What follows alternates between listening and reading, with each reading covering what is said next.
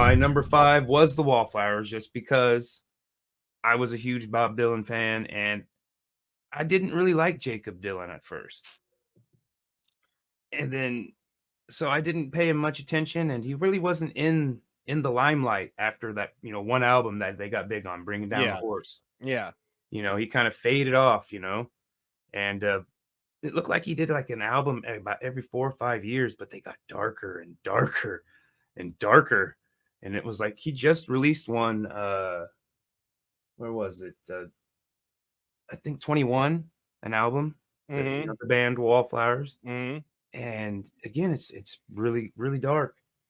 But my pick on it was when You're on Top from the 2002 album, Red Letter Days. And that one, like I said, it was kind of dark, but had the poppy feel. What's going on, Kyle?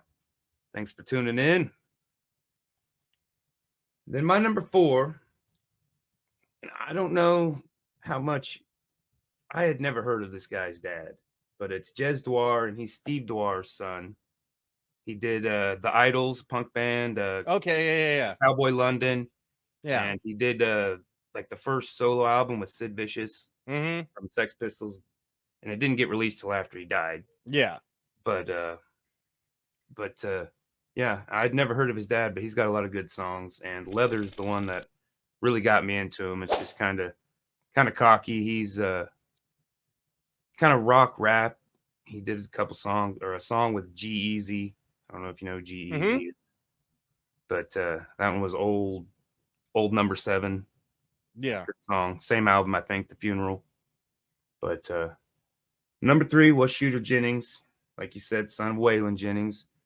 And they got Struggle Jennings, and he's all right, but I was like, I don't know. And then there's like Way Jennings, I think. Mm-hmm. I don't know. I don't know how many other Jennings there are, but my choice was Wild and Lonesome off the Other Life album. That's a good song too, man. And then the song that got me into him was Outlaw You.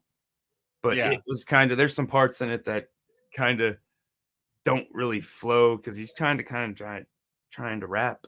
Yeah. A little bit. Just, I don't know if it's to make fun of the situation, because that's what he's kind of talking about. Yeah. Because in any other songs, he doesn't really rap. He sings and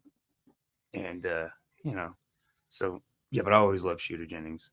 Like I said, my number 2, like you said, was Nas, son of how do you say his name? Olu Dara. Olu Dara. And my song was Blunt Ashes from the 2007 Hip Hop Is Dead. Yeah. But I mean, it was a tough one to narrow down which one I liked of his, because I do like a lot of Nas. Oh yeah. But I was surprised to see Bridging the Gap, which was one he did with his dad. Yeah, no, I listened to that today too. Yeah. That was a really cool ass song, man. Yeah, and that whole album, what is it, Street's Disciple? Yeah. That looks like a fire. I haven't listened to it all, because I just discovered it. I was like, oh wow. Yeah. And then my number 1, which I am so glad you did not mention any of the Marley kids. Oh, I see. I wanted to stay away from it, because I usually go ska and reggae like right after that.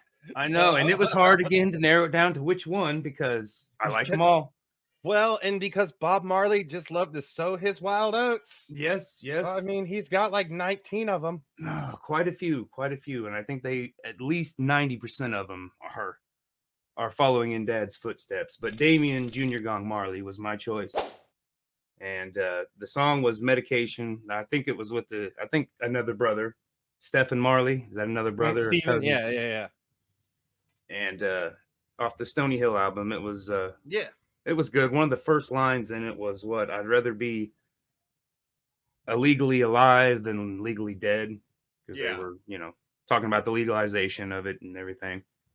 But then, a side note, did you hear the album that Nas and Damian Marley did together? Welcome to Jamrock. That's what I was just ready to say, dude. I was like, actually, They there's did the whole album in there. Yeah.